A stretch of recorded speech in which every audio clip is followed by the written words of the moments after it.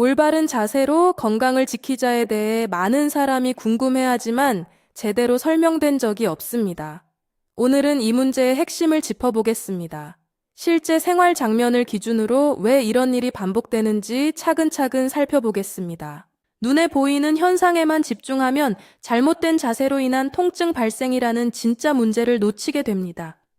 겉으로는 작은 불편처럼 보이지만 같은 상황이 반복되면 비용과 스트레스가 커집니다.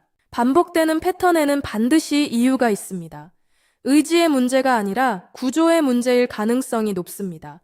그래서 오늘은 감정적인 조언보다 실제로 확인할 수 있는 기준을 중심으로 설명하겠습니다. 첫 번째로 살펴볼 것은 판단 기준이 불분명한 상황입니다. 기준이 없으면 사람은 습관대로 움직이게 됩니다.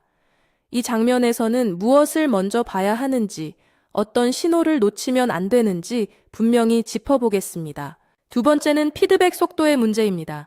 결과를 늦게 확인할수록 같은 실수를 반복할 확률이 높아집니다. 비슷해 보이는 선택지도 기준이 다르면 전혀 다른 결과를 만들 수 있습니다. 세 번째는 기록의 부재입니다. 기록하지 않으면 무엇이 달라졌는지 알 수 없고 개선도 어렵습니다.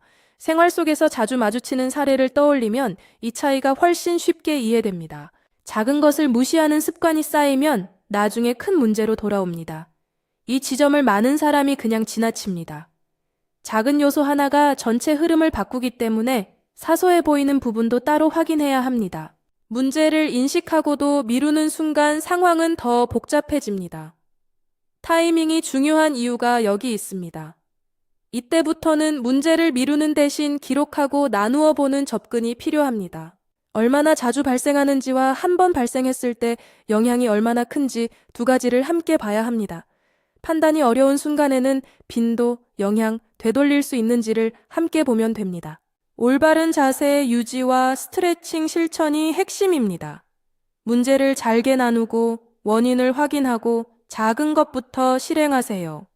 순서를 정하면 복잡한 문제도 오늘 할 수 있는 행동으로 바뀝니다.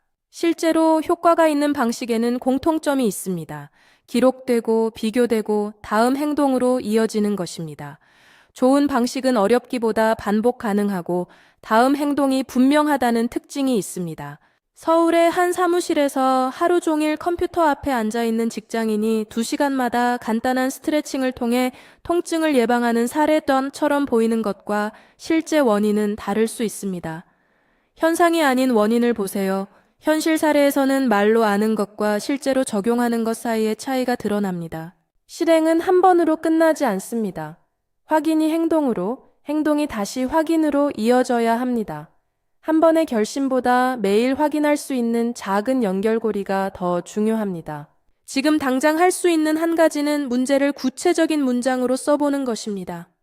처음부터 완벽하게 하려 하지 말고 지금 보이는 한 가지부터 바꾸는 것이 좋습니다. 전부 바꾸려 하지 말고 영향이 가장 큰 행동 하나만 골라서 바꿔보세요. 작은 실험은 부담을 줄이고 결과를 확인하며 방식을 고칠 수 있게 합니다. 3가지만 확인하세요. 원인이 구체적인가, 행동이 작은가, 결과를 확인할 시간이 있는가. 점검 기준을 미리 정해두면 시간이 지나도 같은 실수를 줄일 수 있습니다. 올바른 자세 유지와 스트레칭 실천을 꾸준히 실천할 때 문제는 두려움이 아닌 관리 가능한 과제가 됩니다. 결국 핵심은 복잡한 문제를 생활 속에서 계속 실행 가능한 방식으로 바꾸는 것입니다.